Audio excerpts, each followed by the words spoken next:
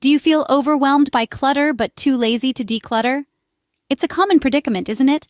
Piles of stuff in every corner, drawers bursting at the seams, and cupboards filled to the brim. The clutter creeps up on us, and before we know it, our spaces are in chaos. The task of decluttering seems monumental, almost insurmountable. And the motivation? Well, it's buried somewhere under that pile of laundry. If that sounds like you, stick around for some lazy minimalism hacks that will change your life. Now we're getting to the good stuff. Here are some lazy minimalism hacks to help you declutter with less effort. Let's start with the first hack, focusing on one area at a time. The thought of decluttering your entire house can be overwhelming, and that's precisely why we're not going to do that. Instead, focus on one area at a time. This could be a drawer, a cupboard, or a corner of a room. The key is to not move on to the next area until the current one is completely decluttered. This approach can make the task less daunting and more achievable. Now, on to our next hack, getting rid of one item per day. This hack is as simple as it sounds. Each day, find one item in your home that you no longer need or love, and let it go. It could be a piece of clothing you haven't worn in a year, a book you're never going to read again, or an old gadget collecting dust. The beauty of this hack is that it's slow and steady. Over the course of a year, you'll have decluttered 365 items. And trust me, that's a lot. Our third hack is the one in, one out rule.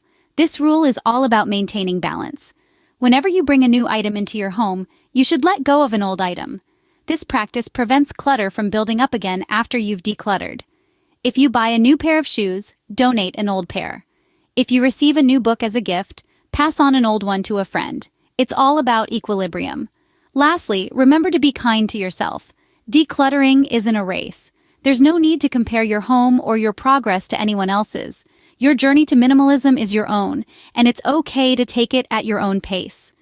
Remember, the goal isn't to declutter all at once, but to make small changes that add up over time. To wrap things up, let's quickly summarize the main points we've covered. We began with understanding the concept of lazy minimalism. It's not about having the least amount of stuff, but about having just the right amount for you. It's about making your life easier and less cluttered without the pressure of perfection. We then explored some simple hacks to help you declutter with less effort. Remember, it's not a race. Start small and gradually create a space that feels calm and uncluttered. Perhaps you'll begin with one item a day, or maybe you'll tackle one room at a time. It's all about what works for you. Another key point we covered is the one in, one out rule. This simple rule can help maintain a balance in your belongings, ensuring that for every new item you bring into your home, one item leaves. It's a great way to prevent the buildup of clutter over time. We also discussed the importance of creating designated zones in your home. Each item should have its own home where it belongs. This not only helps to keep your space tidy, but also makes it easier to find things when you need them.